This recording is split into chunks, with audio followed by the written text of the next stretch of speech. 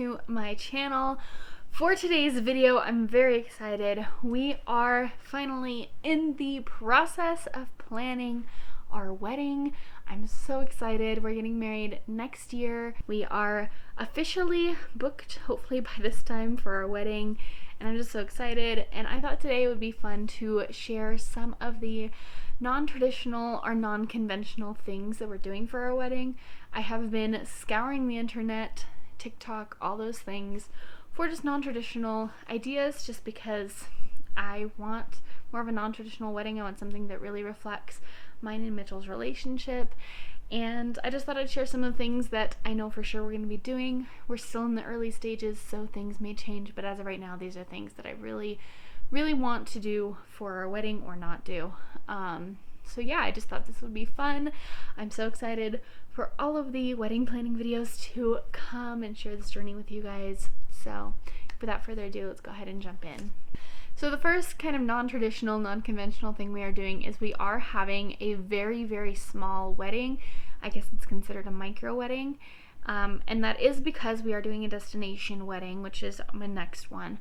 We're getting married in Cozumel, Mexico, and because the resort that we're doing, the wedding package we've selected only takes about 30 people, and we want something small anyway. We really only want like a really close family and friends there, so we've only invited about 30 people. Whether all 30 of those people will come, I don't know. It is a pretty expensive trip for our guests to go. But yeah, we're having a super small ceremony, super small wedding. It's basically going to be like a vacation. All of us that are going for like a week. We're all going to hang out for the week. It's going to be great. And then when we get home, we're going to have a little kind of reception party barbecue thing for everyone who couldn't come to the wedding to come and celebrate with us as well. I already talked about doing a destination wedding. It's just so much cheaper than, at least for us, than trying to have a wedding here where we live. Everywhere, I mean, venues alone, what we're paying for our wedding package and our trip, mine and Mitch's trip to go to Mexico, is still cheaper than what you could get a venue at most places for. And that includes everything. The wedding package includes everything: the ceremony, the reception, the food, the drinks, you know, everything. So we decided to go that route. Yes, it is more expensive for our guests, but as I said, we want something small anyway, so we weren't too concerned, and we understand, you know, if people can't come, they can't come. It is what it is. We'll be live streaming our wedding, and as I said, we'll be having a little party when we get back.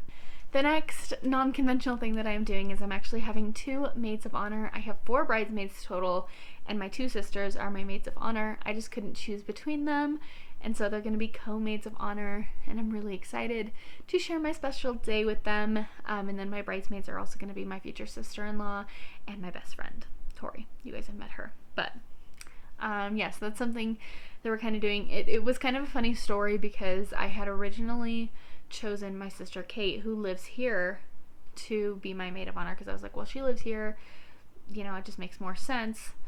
And it didn't even cross my mind that I could have 2. And you know, I had talked to both my sisters, and my sister Liz, the one that lives in Nashville, was like, you know, it's totally fine, I understand, I'm not worried about it, blah blah blah. And then actually Mitch's brother said something about, why don't you just have them both be your maid of honor? And I don't know why that never crossed my mind beforehand, but it didn't. And so I asked them, like, hey, do you guys want to be co-maids of honor? And they said yes, and the rest is history. So the next kind of non-traditional thing we are doing that I think is going to be really special is that my future mother-in-law is going to be officiating the wedding. She actually officiated Mitch's brother's wedding, and it was just so special. It was so personal, and so I asked her if she would do the same for us. We actually, in a way, are going to have 2 weddings, 2 ceremonies, because we legally have to get married either before we go, because the marriage that we do in Mexico will not be legal. So we do have to have like an official legal ceremony before we go, and so she's also going to officiate that one as well. That one's going to be more just the cut and dry legal stuff we have to do, and then we'll do like our personal vows and everything at the actual wedding in Mexico. But I'm just really excited, and it's going to be very personal, and I just think it's really special. This next one, I saw someone on TikTok like suggest this, and I was like, I freaking love this, and I'm just so excited. I think, again, it's going to be so special. And instead of, you know, when I get down to the bottom of the aisle, most traditional weddings will say, you know, who gives this bride to this man, or whatever it says, and then the father says, I do. Instead, what we're going to do, because to both me and Mitch, family is everything, and with us getting married, it's going to unite our families, and that's what's really important to us. And so when I heard this, I was like, yes, we have to do this. So basically what's going to happen is I don't know exactly what the flow is going to be. I think basically how it's going to be is when we get down to the bottom of the aisle, whether it's when Mitch does it and then when I do it, or however we're going to do it, my future mother-in-law is going to say who accepts this woman or who accepts this man into their family. And so when it's who accepts this man into their family, my family will say we do, and then who accepts this woman into their family, and then Mitch's family will say we do. And I just thought this was so personal and just so special. And again, as I said, it's like a uniting of the families, and families are important to us. So I just really love this idea.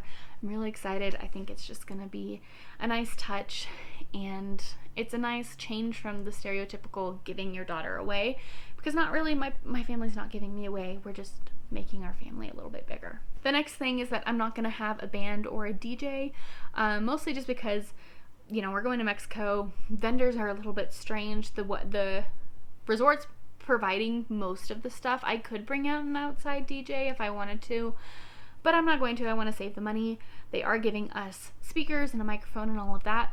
So I've created playlists on my Spotify that we're just going to play for the wedding, and we're just going to plug my phone in or Bluetooth it or whatever, and we'll just play my Spotify. And I think it'll be fun, because then I can personalize like the playlist and all of that. Music to me is one of the most important things of the wedding, because I'm such a music person. So I really want to tailor the playlists to mine and Mitch's taste and what we want. So I think that'll be really fun. The next one, honestly, I've been back and forth, but I think just because of who I am, I think I'm going to go with this one, and that's to not have an unplugged ceremony. I know that's really popular right now, where basically at the beginning of the ceremony, your officiant will say, you know, the bride and groom do want to do an unplugged ceremony. We request all phones be put away, no pictures be taken, you know, let the photographers do their thing, you know, all of that. For me though, we are having a photographer, but it's very limited pictures. As I said, it just comes with the wedding package.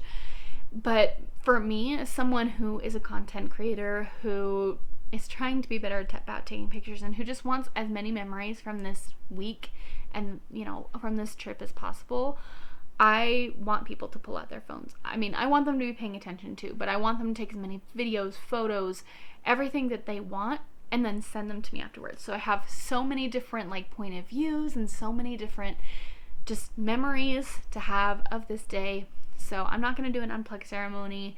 I am going to be vlogging the whole thing. Tori, if you're watching, I put you on duty to make sure that I'm doing it. And then the last and final thing that we are going to be doing that's kind of non-traditional or non-conventional is that we are getting married on a Wednesday. The main reason for this is because we are getting married on Avery's birthday, and that is a Wednesday this coming year. For us, it's not going to be that big a deal because we are all on vacation for this, and so it'll be nice to have it kind of be, you know, in the middle of the week. We have a few days to kind of chill before, a few days to chill after. I really wanted to pick a date that was important to us, and so I didn't want to just pick a date willy-nilly. I wanted something that really had some meaning to us, and Avery's birthday was my number one pick. The other dates that I had picked were either Avery's due date, which is September 11th, or mine and Mitch's anniversary, which is in November, and I didn't really want to wait until fall of 2024 to get married. So, but as I said, Avery's birthday, which is March 27th, was, you know, my big, that was my top.